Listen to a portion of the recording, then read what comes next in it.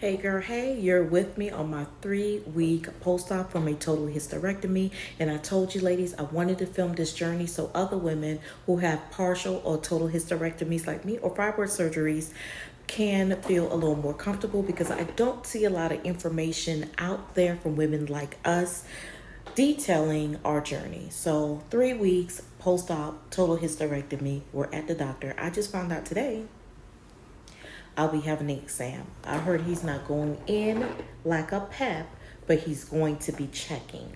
So I'll be asking a few questions and I'll be letting you ladies hear some of the answers, or I'll be coming back to let you know. Stay tuned. Because we want to prevent things that are going to benefit you. You won't see the difference this year or this decade.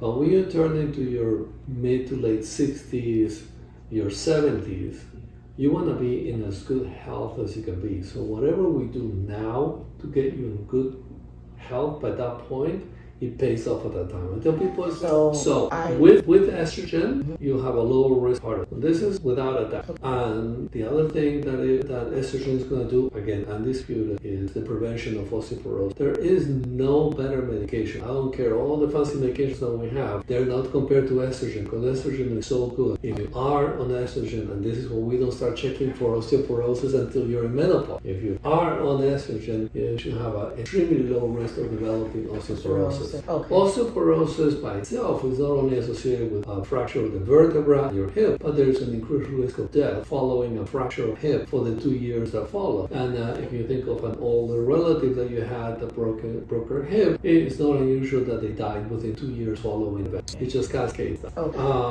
Aside from that, there are other effects that are not as clearly demonstrated, but they are strongly suggested. There's a lot of evidence that decreases what we call senile dementia or Alzheimer's dementia, meaning your brain doesn't deteriorate with age as much as it would, and it kind of makes sense on that, but the data is still being accumulated. So replacement hormotherapy is a plus. And lastly, it doesn't cause breast cancer. It's shown not to cause breast cancer. And finally, the government came out, was at the beginning of December or the end of November, as they took that warning off the box, because the studies had already shown like 7 years ago that it doesn't cause breast cancer. Okay. All right. So let's try out the patches, the estrogen patch. I don't want to have to take another. Sure. So and if the patch doesn't work, the patch you gotta change it twice a week. Okay. If it doesn't work, you can do a transdermal, like a gel. You just rub a gel on your arm, just once a day. Okay. I like the patch or the gel compared to the pill, because it gives you a more continuous dose, whereas the pill gives you high and a low. Right. So once it's done, it's done. Another thing I wanted to do is the